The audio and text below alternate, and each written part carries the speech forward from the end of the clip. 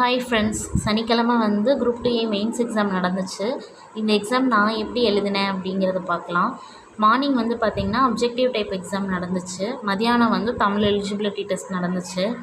Evening முடியறதுக்கே பார்த்திங்கன்னா 5:30 ஆயிடுச்சு.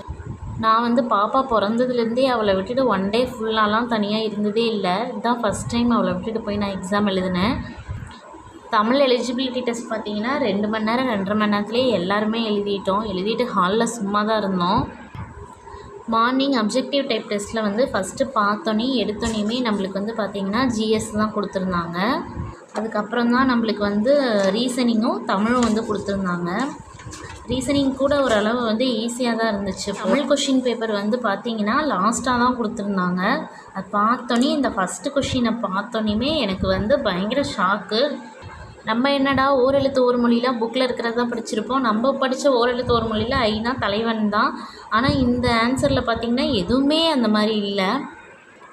அதுக்கப்புறம் செகண்ட் கொஷின் பார்த்திங்கன்னா இந்த கோல் இந்த 3 கொடுத்துருக்காங்க. இதுக்கும் என்ன ஆன்சருங்கிறது நம்மளுக்கு தெரியல. சரி, எடுத்தோன்னே நம்மளே டென்ஷன் படுத்துறதுக்காக இப்படி கொடுத்துருப்பாங்க, அடுத்து போக போக கொஞ்சம் ஈஸியாக இருக்கும் அப்படின்னு நினச்சி பார்த்தா அடுத்த கொஷின் பார்த்தாலும் தெரியல. ஃபஸ்ட்டு ஒரு கொஞ்சம் கொஷின்ஸ் பார்த்துட்டு அதுக்கப்புறம் எனக்கு பயங்கரமாக வந்து டிப்ரெஸ்ட் ஆயிடுச்சு எக்ஸாம் ஹால்லையே. கண்டிப்பாக இந்த எக்ஸாமில் நம்மளால் பாஸ் பண்ண முடியாது, அது ரொம்ப கஷ்டம்தான் அப்படின்னு நான் தெரிஞ்சுக்கிட்டேன்.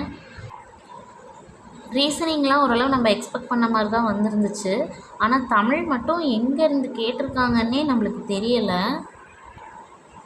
தமிழ் கொஷின் ஸ்டார்டிங் பார்த்தோன்னே எனக்கு வந்து ரொம்ப டிப்ரெஸ்ட் ஆயிடுச்சு. எனக்கு அதுக்கப்புறம் வந்து ஒரு சின்ன கொஷின் கூட என்னால் யோசிக்க முடியல. நான் ரொம்ப டென்ஷன் ஆகிட்டேன்.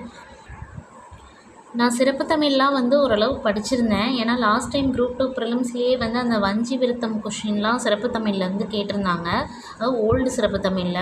அதனால் அதெல்லாம் படிச்சுட்டு தான் போயிருந்தேன். அப்படி படிச்சுமே பார்த்திங்கன்னா இந்த விட்ட ஆகு பெயர் அப்படிங்கிறது வந்து பார்த்திங்கன்னா இந்த தஞ்சாவூர் வந்தது. இந்த விடாத ஆகு பெயருக்கு வந்து சிறப்பு தமிழில் வந்து இனிப்பு தின்றான்னு வந்து இருக்கும். இங்கே வந்து பார்த்திங்கன்னா அப்படியே மாற்றி கொடுத்துருக்காங்க அவங்க.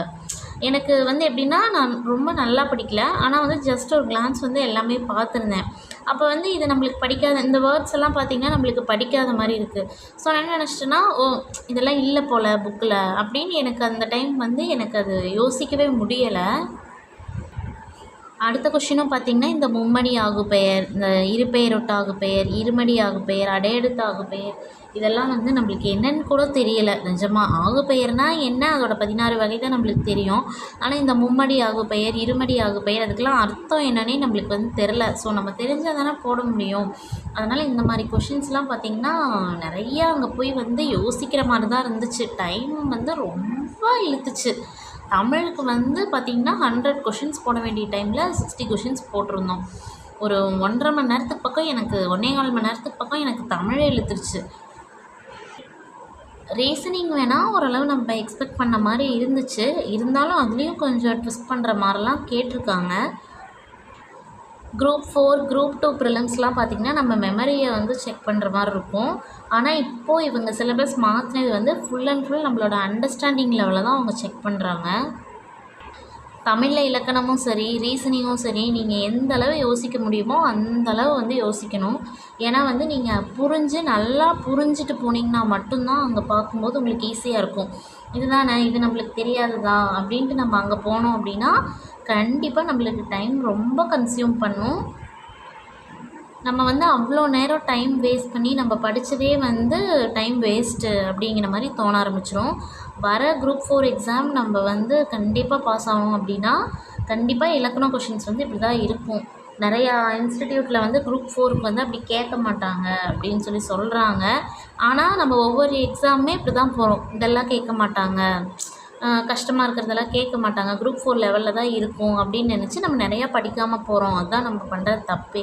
ஆனால் நம்ம படிச்சுட்டு போகும்போது அந்த ஈஸியாக கேட்டால் கூட பிரச்சனை இல்லை, நம்ம வந்து அட்டன் பண்ணிடலாம். ஆனால் நம்ம வந்து படிக்காமல் போகிறோம் அப்படின்னா கண்டிப்பாக நம்மளால் அட்டன் பண்ண முடியாது. ஸோ குரூப் 4 படிக்கிறவங்க இப்போ இருந்தே தமிழ் இலக்கணம்லாம் நல்லா அண்டர்ஸ்டாண்டிங் பண்ணி படிங்க. ரீசனிங்க்கு நல்லா டைம் ஸ்பெண்ட் பண்ணுங்கள். அப்போ தான் வந்து வர குரூப் 4 கண்டிப்பாக நம்மளால் பாஸ் பண்ண முடியும்.